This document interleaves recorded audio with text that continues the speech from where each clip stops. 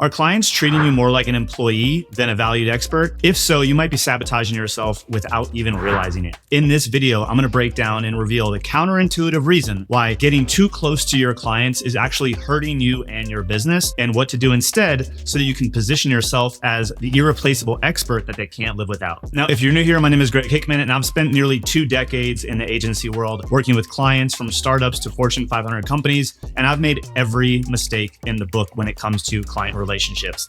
But now, after helping over 800 agency owners and consultants build a more profitable and fulfilling business, we've really figured out a key element to getting paid a premium and getting viewed at as an expert versus getting treated like an employee or even like a vendor. In this video, I'm going to share a couple things. I'm going to share the hidden trap that most agencies actually fall into when trying to become indispensable. I'm going to share why your insider knowledge might actually be costing you money. And I'm going to share the simple shift in mindset and 3 things to execute that shift to transform how clients see you and value you in your business. Let's just dive in and reclaim that expert status. So first, you have to understand why you got hired in the first place and what led you to going from kind of a trusted expert to an employee. Now, this is really a byproduct of the traditional agency model where every single client is kind of getting custom tailored solutions, more of like an a la carte or a full service agency. All of that's wrapped up into one retainer. This is a trap for any agency or consultant that has true expertise, because what got you hired in the beginning was the fact that you were outside of your client's business, which gave you the most valuable thing that you have, which is the objective perspective on what your client actually needs and what they're doing, the mistakes they're making, the opportunities. You can see that very clearly from the outside. What ends up happening inside of a traditional agency model where you are doing a lot of services for your clients, and what happens with most agency owners, they believe that in order to retain this client for the long term, they need to get more and more inside the client's business because they're going to work with your team and become a partner. And in order to do so, we need to like rubbing shoulders with your people. This view of I'm becoming a partner and or I am integrated into your business and we're like basically a fractional department. All of those phrases and sayings are actually stripping you of the thing that you got paid for and why you got hired in the first place. And again, that was only available to you when you were outside. Getting woven into your client's business slowly but surely brings you in here. Obviously, if you're rubbing shoulders with the marketing department super closely on a day-to-day basis, what ends up happening? You end up being so familiar inside the business that you actually lose that outsider's perspective. It's that classic analogy of you can't see the label from inside the bottle. Well, in this example, you got hired because you were outside the bottle, you could see in. But now you're inside the bottle with your client and with their team. And over time, you actually just start to look and deliver value like an employee, which means you're expendable. This is why oftentimes agencies that are on retainer, that are full service and a la carte, when the market gets bad or things get rough, they actually will hire you first because you're not actually an employee, but they're going to treat you like one, and cutting their labor costs is usually one of the first things to go. So they look at you like labor, they look at you like an employee, but you're more expendable because you're not actually inside their business. You just have put yourself there because you thought that's where the most value came from. So if this is resonating, what do we actually need to do about it? So the first thing is, if we want to get back to our expert status, get paid a premium, and also not get pulled into our client's business so much that, we have client concentration and we can't handle more business, and we want to continue to get paid for our expertise because we know it's the most valuable, we want to stay out of their business to some degree as much as possible. We want to stay at that expert level. So what we really need to do is be that expert guide. Being an expert guide, having that outsider's perspective, you know what they want to achieve at the top of the mountain. And it's your job to be the expert guide and see them up every step of the mountain to the mountaintop. And you're shepherding them to whatever that outcome is that your core offer, your core expertise can deliver for them. First, you got to remember that to be an expert guide, you need to be far enough outside. Obviously, an expert having done it before, being able to help guide someone up that path. The second you are the hands to keyboard doing the labor, you lose that outside perspective. So shift number 1 is to stay the expert guide. Step number 2 is you got to communicate a clear process. Being an expert, when you're talking to your prospect, prospects, you have to understand that when you're talking to them, they are in a certain state, right? They are in condition A. They are suffering from specific problems. They have symptoms because of those problems. They have mistakes that are being made. They have systems that aren't installed, whatever the craft is that you do, they're in a certain state. They want to escape that place and end up in condition B. Simply stating what I typically say is over here, they're not happy. And you want to get them to the place where they are happy, right? The happy state. And what that means is we need to take them from the pain, the problems, and the things that they're experiencing to the new destination, which means you are creating a transformation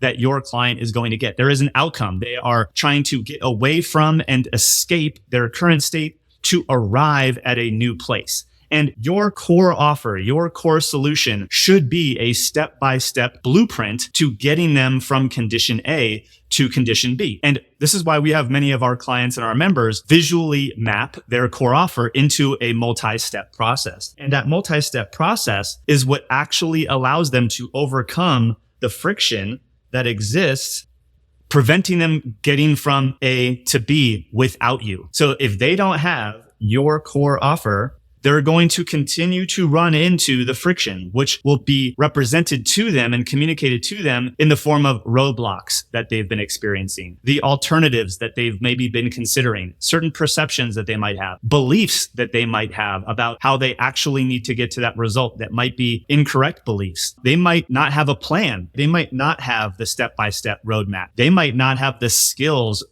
or they have internal limitations because their team are more of doers versus strategists, right? They have people that can execute on strategy, but they don't have the person who's already been there before, aka the expert. So if you've been there before and you can guide them and you can articulate that you have a step-by-step process to take them from their current painful condition to their desired blissful condition and show how your process will help them get through all of the things that they've already been experiencing, you will, again, be positioned as the expert and they'll be more likely to hire you to execute on your process. Once you've been able to articulate your process, I highly recommend that you create a visible process, meaning some sort of visual representation. There's a lot of different ways to do this. A simple version that most of you can apply right now is the staircase. At the core of it, your clients, that condition A, where they're unhappy, they are over here. They're the unhappy condition A when they're starting with you on this side. And they want to obviously get to condition B, which is up here. I'm not going to go into all the semantics on mapping out process, but I highly recommend that your process does not exceed 9 steps. There's magic in the number of 3s or 6 or 9, 3 phases, each that have 3 steps. But nonetheless, you want to have fewer steps, mainly because it's easier to remember. But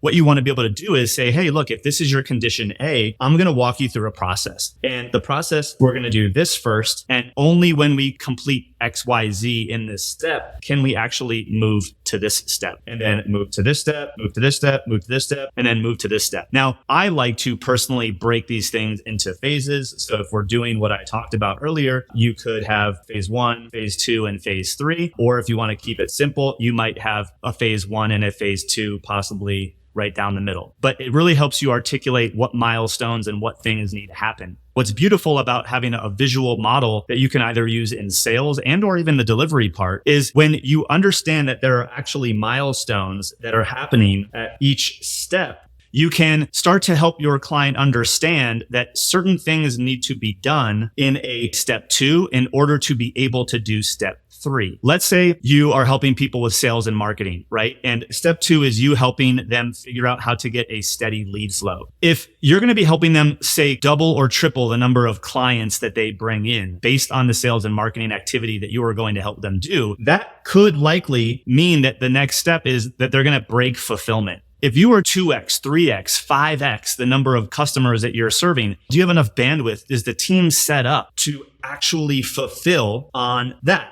That might be a red flag. So you might say, hey, while we're working on getting some of this marketing spun up, we can't just hit the pedal to the metal, like you said, because we don't have the capacity to even serve that many people. Our entire business will break and then we'll have unhappy clients, things like that. If you're an e-commerce business, this step is actually 3xing your conversion from your online storefront and you don't have the inventory in stock for the products that are going to be sold when you 3X, you're going to have a problem. And so a beautiful process actually can show and visibly demonstrate to your client that there are dependencies in each of the steps as you're advancing, meaning that you might want to do what's up here. Let's say that is scale, but you can't scale your marketing if your storefront can't even take 2 to 3X the sales, or you don't have the inventory to support any of that. So you need to upgrade all of your infrastructure in these earlier phases before you can achieve the outcome that you really want at stage 5. Hopefully this hits home for many of you, because a lot of you agency owners and consultants, like, you're up here selling this amazing thing and there are multiple things that need to be done. And you're probably promising sometimes things that are too big, and they're thinking that they're going to start up here, but you haven't shown them why they need to go through steps 1, 2, 3, etc. to achieve the outcome that they want. And when you're able to visually represent your process, you are going to, again, maintain that expert guide status. You will have shown them why they need to go through things in the sequence that you know to be true, again, further reinforcing your expertise, and then being able to have a visible visual map of the steps that you are going to take them through is going to give them confidence in your own process. And when you have a map like this, you can really start to show them how you will stay the expert guide that is helping them move through these steps using their team or resources that they already have, versus you becoming the resource that has to do every single task to get them up this ladder. Showing them the process and how you're going to function and work with them through these stages is going to go so far for you when it comes to getting paid a premium, remaining that expert, and avoiding that miserable place of getting treated like an employee inside of your agency. So if you're an agency owner or a consultant and you've been getting treated like a vendor or worse, an employee, and you want to flip the script on that, we put together a 33-page case study on our business and the exact same process, now taken over 800 owners through, on how to scale your profits, not your headcount, getting paid to think while taking Fridays off. We call it the alt agency model. I'll link up this guide in the description below, and or you can watch a full walkthrough video right here.